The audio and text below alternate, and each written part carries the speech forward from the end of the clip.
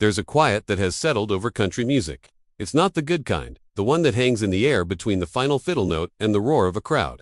This is the heavy silence that follows when something sacred gets broken. For nearly 70 years, Whispering Bill Anderson has been the calm, steady voice of tradition in country music. He's the longest-serving member in the history of the Grand Ole Opry, a gentleman songwriter who gave his words to just about everyone. By all accounts, he's the living soul of the Opry. But a shocking news story has clawed its way into the spotlight. One that claims at 87, the man who whispered for so long has finally decided to shout. And he isn't holding back. This story, born from a fiery online expose, says that Bill Anderson has delivered a rare, scorching indictment of how country music lost its way. It claims he named names.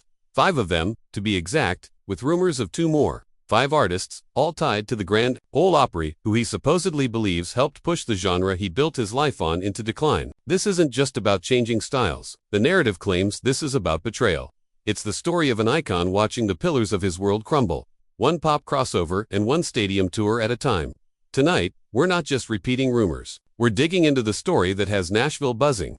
Who are these artists? What could they have possibly done to earn the ire of the kindest man in country music? And most importantly, is this sensational story true, or is it just the last, desperate cry of a tradition on the verge of fading away? Before we even entertain the idea of Bill Anderson holding a grudge, you have to understand who this man is. Calling him a legend is an understatement.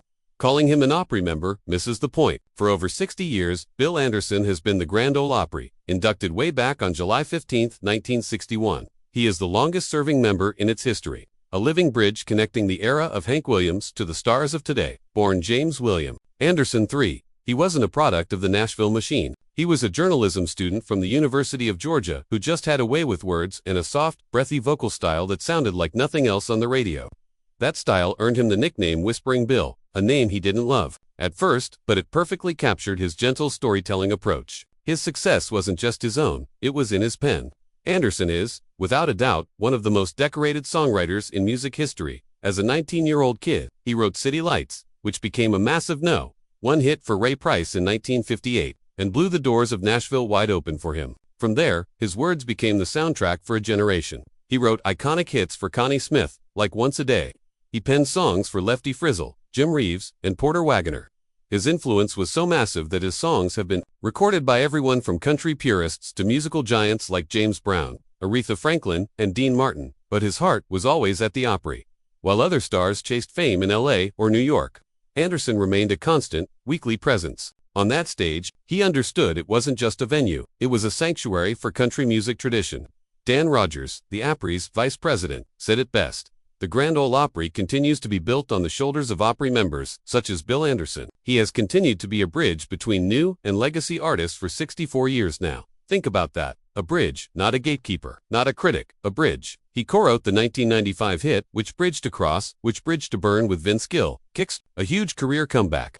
He wrote Whiskey Lullaby with John Randall, which became a CMA Song of the Year for Brad Paisley and Alison Krauss. He wrote Give It Away for George Strait, another Song of the Year winner. He even co-wrote A Lot of Things Different with Dean Dillon, a hit for Kenny Chesney. These aren't the moves of a man who hates the new generation. These are the actions of a mentor, a collaborator who believes in a great song, no matter who's singing it. When Morgan Wallen made his Opry debut in 2017, Bill Anderson himself introduced him, praising the young songwriter's potential. This is the man at the center of the storm, a man known for his grace, his humility, and his unwavering dedication. He's respected, admired, and by all public accounts, universally loved, which is exactly why the idea that he has a hate list is so shocking and, for many, so hard to swallow. It paints a picture so opposite to his life's work that it makes you wonder what could have possibly happened behind the Opry curtain to make its greatest gentleman finally speak out. For decades, the Bill Anderson story was a simple one, written in hit songs and sealed with trust. But recently, a new chapter started making the rounds online,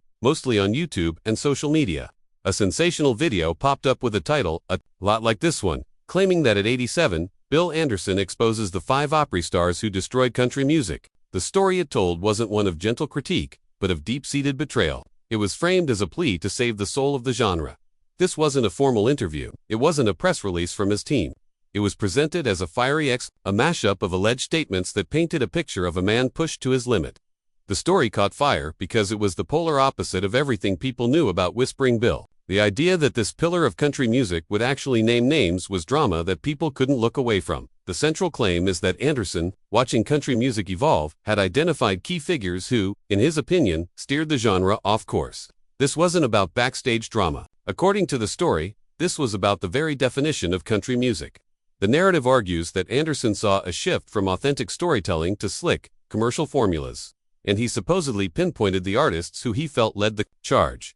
The 5 names at the center of this explosive story are all giants in their own right: Kenny Rogers, Garth Brooks, Taylor Swift, Jason Aldean, and Morgan Wallen. Each name marks a different era and a specific shift in country music, from the pop crossover boom to stadium rock theatrics.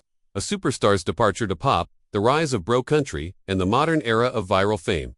This viral story suggests Bill Anderson's silence was never an absence of opinion, but a dam holding back a flood of concern. And now, that dam had finally broken. It's a powerful narrative. It's compelling. It positions Bill as the last guardian of a fading tradition. But as we dissect these alleged feuds, we have to tread carefully. We're entering a space where history, rumor, and the complex emotions of a living legend collide. The first name on the supposed list is maybe the most surprising: the late, great Kenny Rogers. To the world, Rogers was a titan, an icon whose warm, raspy voice made him one of the best-selling artists ever. Bill Anderson himself even covered a Kenny Rogers song on one of his albums, a clear sign of professional respect. So where does this story of bad blood come from? According to the viral narrative, Anderson's issue with Kenny Rogers wasn't personal, it was philosophical. The story claims that Anderson saw Rogers as the one who opened the floodgates for pop production to wash over the raw sound of traditional country. In this telling, Rogers and his mainstream appeal represented the first major betrayal of country's roots. The alleged turning point came with massive, polished hits like Lady and Islands in the Stream. These weren't just songs, they were global pop phenomena, slathered in synthesizers and soft-focused production that felt more at home in a mall than a honky-tonk. For a traditionalist like Anderson, who built his career on simple, honest storytelling, this shift was supposedly a dilution of the brand. The exposer claims Anderson knew Rogers was brilliant, but questioned the cost of his success. The theory goes that with every pop country hit Rogers landed, Nashville executives got bolder, prioritizing glamour over grit. The pressure was no longer to just write a true song. It was to write a universal hit, which often meant sanding off the rough, uniquely country edges. The stories of hardship and heartbreak were allegedly being buried under layers of production. Built for Top 40 Radio. The viral story paints a picture of Anderson watching this with growing unease. It wasn't about being angry at Rogers' success. It was being pained by the ripple effect. The narrative claims that in Anderson's eyes, the system began to mass-produce the Kenny Rogers model, and in doing so, began to erase the genre's character. The problem wasn't Kenny Rogers, but what he represented: the beginning of a long, slow drift away from the front porch and into the boardroom. If Kenny Rogers allegedly changed the sound of country, the next name on the list is accused of changing its soul. According to the viral narrative, Bill Anderson's issue with Garth Brooks wasn't about pop production, it was about scale. Where Rogers altered the sound, Brooks, in this telling, altered the entire spectacle. Garth Brooks didn't just sing country songs, he detonated them.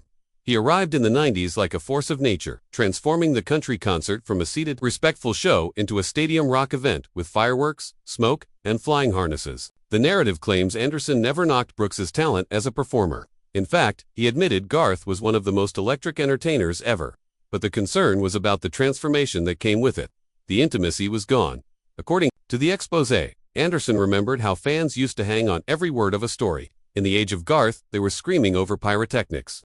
Then as Stanchak, the song itself was taking a back seat to craft. To Bill, the heart of country was the quiet truth shared between the singer and the listener, and those moments were getting harder to find. The story claims Anderson saw this not as progress, but as a dangerous mutation. The front porch and the barroom were being replaced by multi-million-dollar stage designs. He didn't blame Garth for his ambition. Instead, the narrative frames Brooks as the turning point, the moment the genre got so big, so loud, and so profitable, that it started to lose touch with the quiet truths that made it matter in the first place. The next artist on the alleged list represents a different kind of disruption, one that, according to the viral story, Bill Anderson viewed with a complicated sense of disappointment: Taylor Swift. In this telling, Swift didn't just modify country music, she used it as a launchpad and then left it behind. The narrative is careful to say that Anderson admired her incredible songwriting skills, especially in her early years. He saw a true storyteller. But her journey from teenage country darling to global pop superstar supposedly left a sour taste. The concern, as framed by the exposé, wasn't just that she left the genre, it was what her departure implied. To a traditionalist like Anderson, it felt like a public statement that country music wasn't a destination, but a stepping stone, a place to build a fanbase before moving on to the bigger world of pop. This allegedly struck at the heart of everything. Bill Anderson believed the Grand Ole Opry stood for his generation. Joining the Opry was a sacred, lifelong promise to carry the torch of country music. You didn't just visit the Opry, you became part of its family. Swift's exit, intentional or not, was seen as sending a message to new artists. Country music doesn't need roots anymore, just wings. A sacred home had been turned into a pit stop. The viral story suggests this undermined the very institution Anderson dedicated his life to. It created a perception that country music was something to be outgrown, a phase rather than a career's crowning achievement. For a man who has been a proud Opry member for over 6 decades, this was tough to watch. The narrative claims Anderson was concerned about what this said about the genre's values. If the biggest star to come from Nashville in a generation saw her ultimate success outside of country, what did that say about country music itself? It implied the genre wasn't enough. The story portrays Anderson grappling with this new reality, where lifetime commitment was being replaced by a career-driven approach. His alleged critique of Taylor Swift wasn't about her music. It was about her legacy and the precedent her journey set. As the narrative moves into the 21st century, the tone reportedly shifts from disappointment to pointed irritation. When the conversation, as told by the viral expose turned to Jason Aldean, Anderson was allegedly no longer subtle. He reportedly viewed Aldean as someone who helped hollow out the genre from within. According to this story, Anderson saw the bro country era, popularized by Aldean, as a cultural breakdown. This wasn't just a trend, it was a corrosion of the genre's emotional core. For Anderson, a master lyricist who explored the deepest corners of love and loss, bro country was an exercise in erasure. Gone were complex stories about hardship, family, and faith. In their place, the narrative claims were songs that felt more like marketing checklists, brand name beer, trucks, tight jeans, and endless party anthems. The expose alleges that Anderson felt the genre's rich emotional vocabulary had been scribbled out. He wasn't anti-fun, the story clarifies, but he was against the exclusion of grief and depth. He reportedly saw songs like Dirt Road Anthem as a string of buzzwords over a beat, lacking real vulnerability. There was no heartache, no reflection, just a relentless surface-level celebration. And while audiences were dancing, Anderson allegedly felt they were also forgetting what country music used to be about. The real tragedy, in this telling, wasn't just the songs, but how quickly they became the industry standard. What started as a niche sound became a dominant force, shaping radio and the public image of a male country star. The narrative claims Anderson watched as authenticity became a risk. Labels didn't want real, they wanted reliable. Young artists, with genuine stories, were allegedly pushed into a template. For Bill Anderson, who co-wrote Whiskey Lullaby, a song that stares unflinchingly into alcoholism and suicide, this trend was a degradation of the craft. He saw innovation replaced by imitation, and storytelling replaced by slickering. As the story is told, Jason Aldean was the symbol of an industry that had begun to prioritize shallow appeal over the raw, emotional truth that had always been country music's greatest strength. The final name on the list is Morgan Wallen, and with him, Bill Anderson's alleged tone reportedly changes, again to a deep, weary sadness. According to the narrative, Anderson never rejected Wallen's talent. In fact, he acknowledged the young star's powerful musical sensibilities. He was there, after all, introducing Wallen with praise at his Opry debut. But the story claims Anderson believes talent alone isn't enough to carry the weight of country music's reputation. What reportedly worried Anderson was everything surrounding the music. The controversies, the headlines, the endless cycle of scandals. In Anderson's view, as portrayed in the expose, Wallen symbolized a new type of artist, where the public drama threatened to completely eclipse the art. The issue wasn't just bad behavior, but how the industry and audience had seemingly gotten used to it and even rewarded it with more fame. The narrative paints a picture of Anderson remembering a time when Opry members fought to earn respect for the genre. They were ambassadors of integrity. Now, he allegedly saw that hard-won respect being chipped away. Wallen's name became associated with incidents that had nothing to do with music but came to define him. Anderson was reportedly concerned about the message this sent. What does it say about country music's values when chaos is rewarded more than craftsmanship? When headlines generate more buzz than harmonies? For Bill Anderson, country music was always supposed to be about integrity, where your character mattered as much as your chart position. The story claims he wasn't calling for Wallen to be canceled, but for accountability. He feared a future where artists would believe that controversy and social media presence were more important than the song. He worried that when the noise of the scandal gets louder than the music eventually fades away. This wasn't about one artist's missteps, it was about the soul of country music itself. The story of Bill Anderson and his supposed list brings up huge questions about the heart of country music. It's a debate that stretches from the vinyl era to the streaming age, and it's still going on today. So we want to know what you think. Do you agree with these alleged critiques?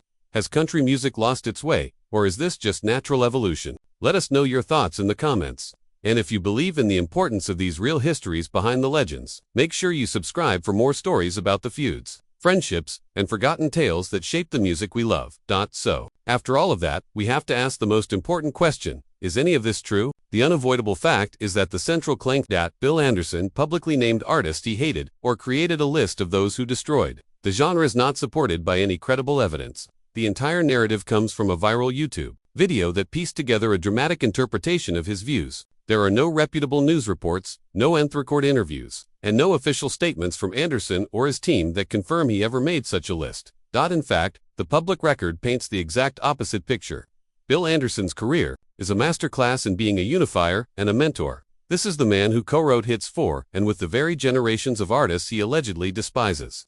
From Vince Gill to Kenny Chesney to Brad Paisley, this is the man who warmly welcomed Morgan Wallen to the Opry stage. Industry leaders consistently describe him as a bridge between the past and the future. The viral video that started this all even admits at the end that the 5 artists named are not villains but exceptional, game-changing artists. And that reveals what's really going on here. This isn't a story about personal hate, it's a story about a passionate, career-long debate over the soul of country music. The alleged criticisms of Rogers, Brooks, Swift, Aldean, and Wallen aren't personal attacks, but symbols for major shifts in the industry. The gloss of pop, the spectacle of arena rock, the commercialization of broke country, and the modern dominance of controversy over craft.